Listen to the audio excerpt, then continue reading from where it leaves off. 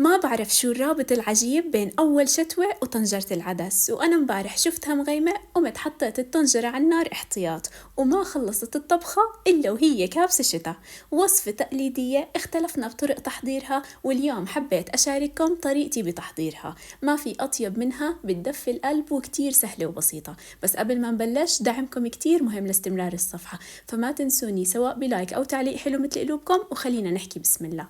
بطنجرة على النار رح أنزل ربع كوب من زيت الزيتون، فيكم تضيفوا الزيت النباتي أو الزبدة حسب المتوفر عندكم، لكن أنا بحب أعملها بزيت الزيتون.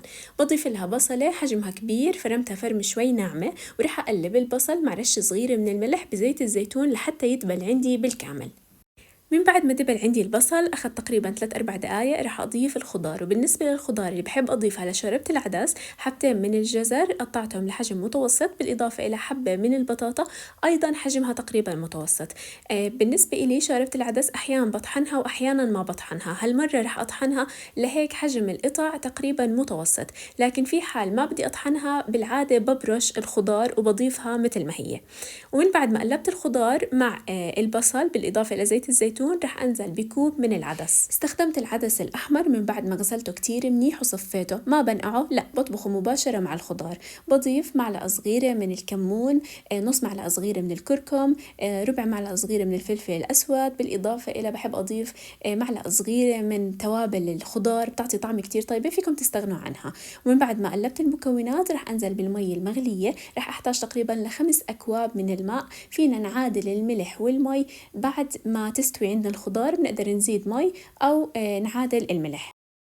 بغطيها وبترك على نار أقل من المتوسطة تقريبا من 20-25 دقيقة لحتى تفتح عندي حبات العدس وتستوي الخضار بالكامل.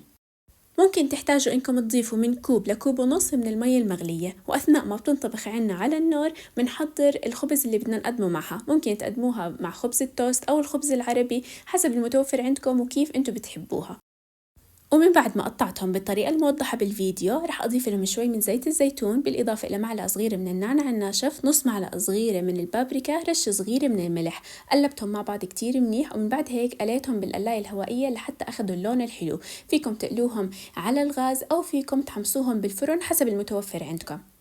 من بعد ما استوت عندي الخضار بالكامل راح أطحنها كتير منيح. فيكم تستخدموا الهاند بلندر أو الخلاط لو متوفر، لكن لو استخدمتوا الخلاط بدكم تستنوا عليها شوي لحتى تهدى حرارتها، ومن بعد هيك بتطحنوها. وهيك بنكون حضرنا أطيب وأزكى شوربة عدس بطريقة كتير سهلة وبسيطة. اتأكدوا من الملح، ضيفوا شوي من عصير الليمون، وبالإضافة إلى شوي من زيت الزيتون، قدموها مع الزيتون والفجل وبالإضافة إلى البصل الأخضر، واستمتعوا بأطيب طعم. كل حدا عنده طريقته الخاصة اللي هو بحبها. حبيت اليوم أشارككم طريقتي، ما تنسوني من دعمكم، وهلا بقدر أحكي لكم صحتين وألف عافية عقلوبكم.